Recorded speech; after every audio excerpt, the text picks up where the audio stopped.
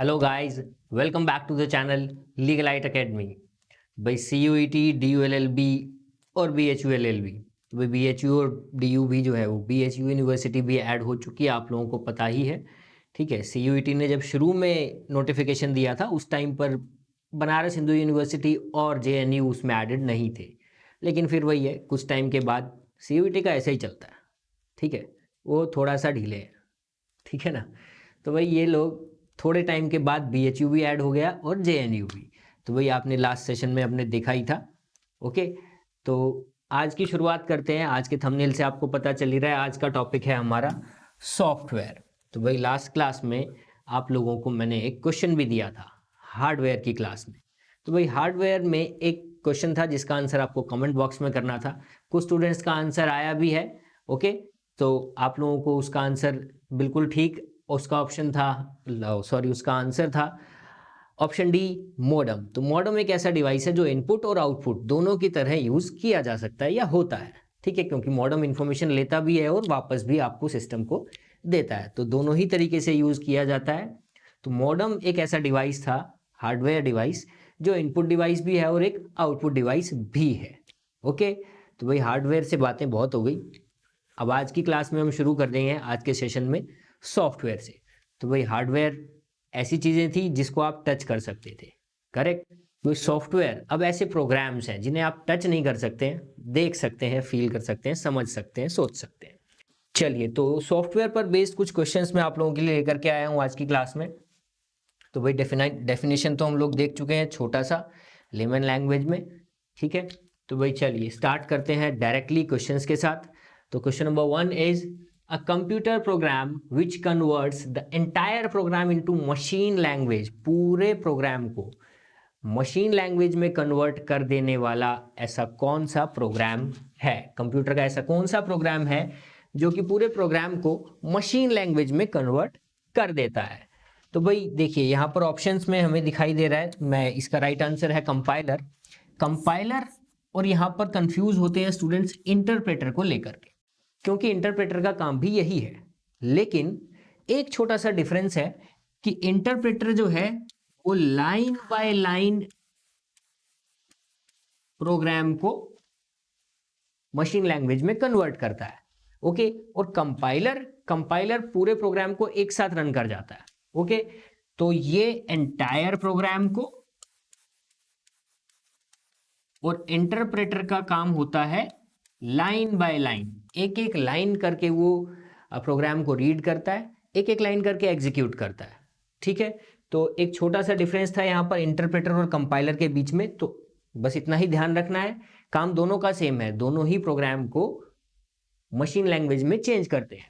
Okay, लेकिन interpreter line by line करता है और कंपाइलर पूरे प्रोग्राम को एक साथ कर देता है। ठीक है, चलिए next one is which of the following is not an office package. इनमें से कौन सा एक ऑफिस पैकेज नहीं है। तो भाई ऑफिस पैकेज का मतलब है जैसे कि आप लोग देखते हैं माइक्रोसॉफ्ट ऑफिस। ठीक है, तो ये तो आपको पता ही है। तो ये तो एक ऑफिस पैकेज है, इसके अंदर वर्ड है, PPT है, एक्सेल है, आपके पास आउटलुक है, एक्सेस है, सारी चीजें हैं। ठीक है, तो ऐसा इनमें से कौन सा पैकेज नहीं है। ओके, तो WPS भी आप लोग फोन वगैरह में या सिस्टम में भी डाउनलोड कर सकते हैं। ठीक है, सेम माइक्रोसॉफ्ट ऑफिस, ये भी एक ऑफिस का पैकेज है। तो भाई लिब्रे, लिब्रे ना, अगर हम पुराने टाइम की बात करें तो लिब्रे भी एक ऑफिस हुआ करता था, 1980s 90s के टाइम की बात है। तो लिब्रे ऑफिस होता है।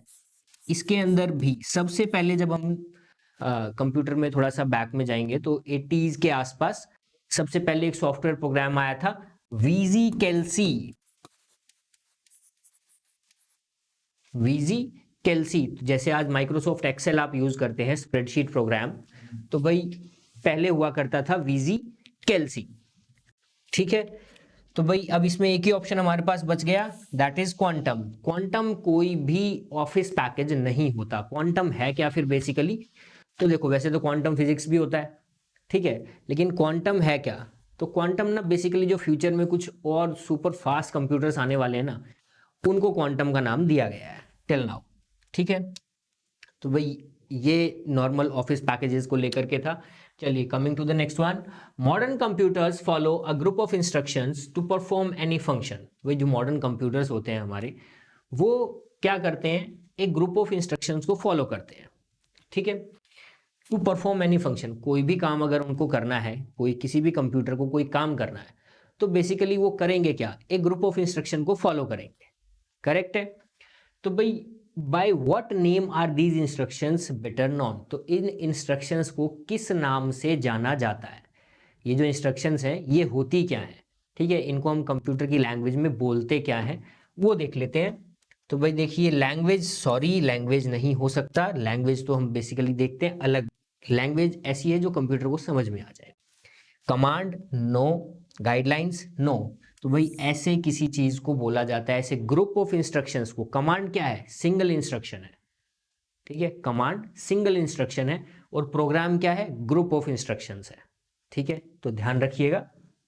चलिए, coming to the next one, which of the following is a software component of a computer, तो भाई इनमें से कौन सा एक सॉफ्टवेयर कॉम्पोनेंट है कंप्यूटर का।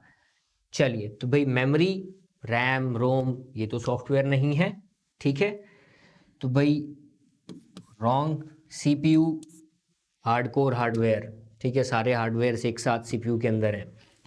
तो भाई यहाँ पर कंफ्यूजन होती है स्टूडेंट्स को सीमॉस में। तो भाई सीमॉस क्या होता है, तो सीमॉस है ना बेसिकली, चलिए पहले तो मैं इसका फुल फॉर्म आपको बता दूं, कॉम्प्लीमेंट्री मेटल ऑक्साइड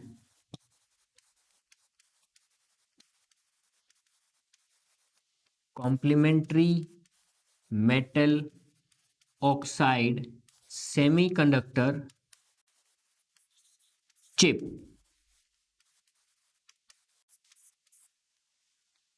ओके, तो भाई ये होती क्या है, इसको थोड़ा सा एक एक लाइन में इसको समझ लेते हैं।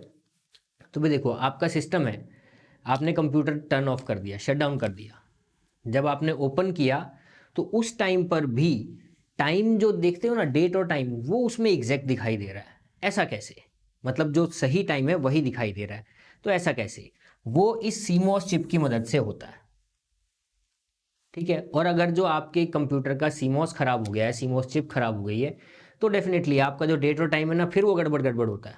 आपने सिस्टम बंद कर दिया, भाई अभी तो मैंने सेट कर दिया कि अभी जो भी टाइम हो रखा है उस टाइम पर सेट कर दिया, लेकिन फिर जब मैंने सिस्टम को शट डाउन किया और वापस से टर्न ऑन किया तो दिखा रहा है यार वही पुराना टाइम दिखा रहा है, अभी करंट का टाइम नहीं दिखा रहा है, ठीक है। तो ये होता है सीमॉस की मदद से, ठीक। तो ये सीमॉस चिप होती है कंप्यूटर के अंदर, जिसका काम होता है टाइम, डेट और टाइम को मैनेज करके रखना। तो भाई ऐसा कौन सा कंपोनेंट, तो ये भी एक हार्डवेयर डिवाइस हुआ, सॉफ्टवेयर सेमीकंडक्टर चिप है, तो right answer here is program. तो प्रोग्राम जो है वो इनमें से सॉफ्टवेयर कंपोनेंट है, एक ऐसी ही चीज है, बाकी सब हार्डवेयर डिवाइसेस थे, ठीक है। चलिए आगे बढ़ते हैं। Which of the following programme that runs in the background on your computer sends information about your browsing habits to the company that installed it on your computer defined as, तो भाई normally क्या होता है ना, आप phone करो, internet on है आपके फ़ोन का, बात करो किसी से, और किसी एक पर्टिकुलर टॉपिक को लेकर के बातें करो, ठीक है, 5 मिनट 10 मिनट अपने दोस्त के साथ, कॉल कट करोगे ना, आपको अपने फ़ोन पर उसी तरीके की एड्स दिखाई देने लग जाएंगी, करेक्ट है, उसी तरीके की एड्स। यार मैं बात कर रहा था रेस्टोरेंट जाने के बारे में, तो जैसे ही मैंने कॉल कट किया 2-4 मिनट के बाद देखता हूँ गूगल मुझे रेस्टोरेंट के ऑफर्स दिखा रहा है, रेस्टोरेंट के ऑफर्स दे रहा है। यार ऐसा कैसे, मान लो मैं अपने फ्रेंड से बात कर रहा था कि यार नए कपड़े खरीदने जाना है, चलो चलते हैं, तो थोड़ी देर बाद क्या देखता हूँ कि अरे ये तो मुझे गूगल जो है वो मुझे क्लोथिंग स्टोर्स के ब्रांड ऑफर्स दिखा रहा है, ऑफर्स दिखा रहा है। तो भाई ये क्या है, तो भाई देखिए क्वेश्चन से समझो, विच of the following programme that runs in the background, ये बैकग्राउंड में चलता रहता है, of your computer sense information about your browsing habits, कि आप क्या ब्राउज कर रहे हो, क्या ब्राउज कर रहे हो, आपकी ब्राउजिंग हैबिट्स के बारे में कंपनी को बताते रहता है ये, ठीक है, तो बताते रहता है। और that install in your computer, इसको क्या बोला जाता है, तो भाई इसे कहते क्या है, तो भाई ग्रेवेयर, नो, मालवेयर हमारा वायरस होता है, एडवेयर भी नहीं, हेयर इट इज स्पाईवेयर। क्यों, क्योंकि ये छुप के बैठा है, पीछे बैठा, आराम से बैठा रहेगा, कुछ नहीं करेगा, आपके कंप्यूटर को हार्म नहीं करता कोई, लेकिन आपकी ब्राउजिंग हैबिट्स को देखता रहता है, ध्यान रखना, ठीक है। तो आंसर हेयर इज स्पाईवेयर। तो भाई देखो एग्जाम है ना, एग्जाम को क्लियर करने का आपका एक तरीका है, CUET, C for CUET, C for consistency. अगर आप कंसिस्टेंट है ना अपनी स्टडीज में, तो definitely no one can beat you, ठीक है, इन योर एग्जाम। तो competitive exams, C for competitive exams के लिए बहुत ज़रूरी है C for consistency in your studies. तो भाई स्टडीज़ में कंसिस्टेंसी बहुत ज़रूरी है। ओके, चलिए तो भाई आगे बढ़ते हैं हमारे नेक्स्ट क्वेश्चन की तरफ।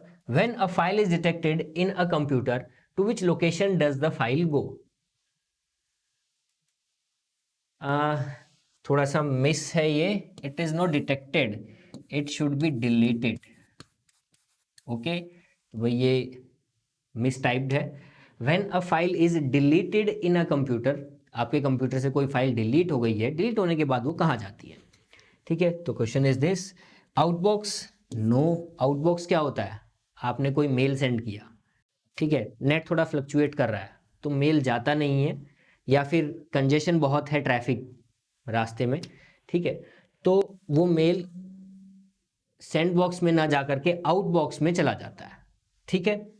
तो ये है outbox. My documents, no. Inbox, inbox में वो चीज़ें होती है जो मेल आता है हमारे पास। तो right answer here is recycle bin. तो भाई आप कंप्यूटर खरीदते हैं नया, तो उसमें माई कंप्यूटर के नीचे ही एक बाल्टी सी है, ठीक है ना, उसके ऊपर रिसाइकिल का ऑप्शन बना हुआ है, तो ये वही है रिसाइकिल बिन। कोई भी फाइल आप डिलीट करेंगे रिसाइकिल बिन में पहुंच जाएगी। अगर आप उसको रिस्टोर करना चाहते हैं तो कर सकते हैं, ठीक है। फिर बच्चे ये पूछते हैं कि यार मतलब कि डिलीट ही नहीं होगी फाइल, मतलब पहले एक बार यहाँ से डिलीट करो फिर जा करके रिसाइकल बिन से डिलीट करो तब जाके डिलीट होगी। तो भाई इसका एक दूसरा साधारण सा ऑप्शन भी है। अगर आपने कोई फाइल सेलेक्ट की है तो सेलेक्ट करने के साथ साथ शिफ्ट के साथ अगर आप डिलीट प्रेस करेंगे तो वो उस फाइल को परमानेंटली डिलीट कर देगा, फिर वो आपको रिसाइकल बिन में भी नहीं दिखाई देगी। ओके, तो भाई अगर परमानेंटली डिलीट करनी है, मतलब बार बार वहाँ नहीं जाना है, तो शिफ्ट के साथ डिलीट प्रेस करो, एंटर मार दो, फिर वो परमानेंटली डिलीट है, फिर आपको दिखाई नहीं देगी, ठीक है। ऑल्दो कंप्यूटर में कहीं ना कहीं अभी भी उसका लोकेशन है, ठीक है। चलिए उसको हम बाद में बात डिस्कस करेंगे कभी क्लास में। चलिए next one is lotus is the example of. तो भाई लोटस सिर्फ एक फ्लावर नहीं है, ठीक है, कमल, आजकल तो कमल बहुत चल रहा है, ठीक है, तो भाई लोटस को कमल ही बोलते हैं, ठीक है। और आजकल तो इंडिया में आप देख रहे हैं तो मोदी जी का कमल, जय राम जी की, तो जय श्री राम हो रहा है पूरे इंडिया में। तो भाई लोटस, कंप्यूटर में भी लोटस कुछ होता है, ठीक है, वो देख लेते हैं क्या है। तो lotus is the example of, basically एक एग्जाम्पल है किसका? तो भाई ये एग्जाम्पल है स्प्रेडशीट प्रोग्राम का। जैसे माइक्रोसॉफ्ट एक्सेल है, तो भाई इसी तरीके से लोटस भी एक स्प्रेडशीट प्रोग्राम है, सेम माइक्रोसॉफ्ट एक्सेल की तरह। वो बात अलग है कि फेमस ज़्यादा माइक्रोसॉफ्ट एक्सेल है और लोटस थोड़ा बहुत पुराना है, ठीक है। तो अभी राइट नाउ हम लोग जो यूज़ करते हैं माइक्रोसॉफ्ट एक्सेल, तो सेम उसी के जैसा एक स्प्रेडशीट प्रोग्राम है लोटस, ठीक है। तो पहले यूज़ किया जाता था, आजकल नहीं। चलो तो भाई आगे बढ़ जाते हैं। Which of the following keyboard shortcuts is use to run spelling and grammar check in MS Word? तो भाई एमएस वर्ड में, देखो आप एमएस वर्ड में टाइप कर रहे हैं तो देखते हो ना कभी कभी उसमें किसी वर्ड के नीचे इस तरीके से ब्लू कलर का आ जाता है, कभी कभी रेड कलर का किसी सेंटेंस के नीचे पूरा, ठीक है।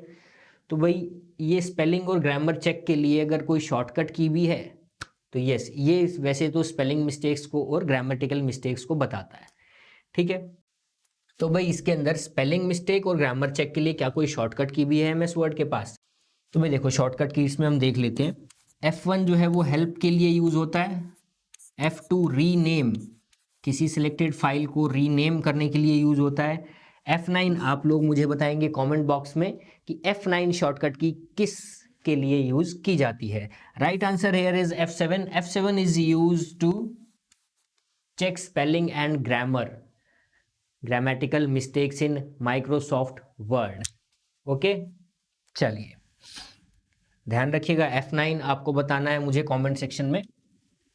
चलिए आगे बढ़ते हैं। How many function keys are there in a standard PC keyboard. तो पीसी कीबोर्ड में कितनी स्टैंडर्ड कीज होती हैं, फंडामेंटल या फिर फंक्शन कीज? F12 तक है, F1 से लेकर F12 तक। ये तो मतलब छोटा सा क्वेश्चन आ गया बीच में। MS word is an example of, तो भाई MS वर्ड कैसा एग्जाम्पल, किस चीज़ का एग्जाम्पल है? तो भाई ये कंपाइलर तो नहीं है, ये ऑपरेटिंग सिस्टम भी नहीं, ठीक है। अब दिक्कत क्या है, एक सिस्टम सॉफ्टवेयर और एक एप्लीकेशन सॉफ्टवेयर है, तो ये सॉफ्टवेयर ही कोई सा। अब एप्लीकेशन सॉफ्टवेयर है या सिस्टम सॉफ्टवेयर है? तो भाई देखो, सिस्टम सॉफ्टवेयर तो वो होते हैं जो सिस्टम के साथ ही मिल रहे हैं आप, ठीक है। अब ये देखोगे तो ये MS ऑफिस का एक पार्ट है, MS ऑफिस एक एप्लीकेशन है, उसका एक पार्ट है, तो ये उसी का एक सॉफ्टवेयर है। तो right answer should be application software and not the system software. तो यहाँ पर कंफ्यूजन रहती है स्टूडेंट्स को।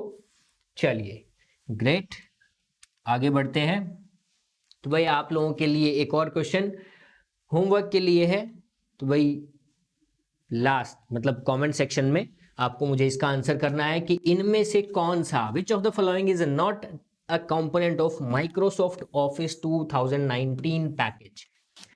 MS ऑफिस 2019 का इनमें से कौन सा पार्ट नहीं है? ओके, तो ये आप लोगों को मुझे बताना है कमेंट सेक्शन में, ठीक है। मिलेंगे नेक्स्ट सेशन में नए टॉपिक के साथ, कुछ और नए क्वेश्चंस के साथ, ठीक है। Till then take care, bye bye, thank you very much.